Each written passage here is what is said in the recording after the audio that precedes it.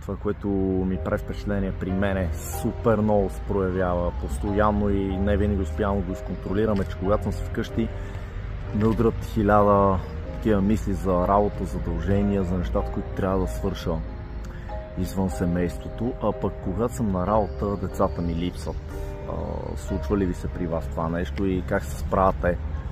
Какво правите, за да бъдете по-осъзнати и да имате повече дисциплина, нали, да бъдете там, където сте и с мислите, с които трябва да бъдете. Тоест, когато сме с семейство, да бъдем наистина с тях, да се наслаждаваме. Защото често се случва обратното и това изтощава реално нашата енергия, тъй като ние не сме с децата, когато трябва да бъдем с тях. Не сме в работния процес, когато на 100% трябва да се раздаваме. Така че напишете долу в коментарите и разбира се, който се интересува, нека да ми прати лично съобщение и ще му пусна една PDF книжка с мои разсъждения за дисциплината. Това, което аз срещам като предизвикателство.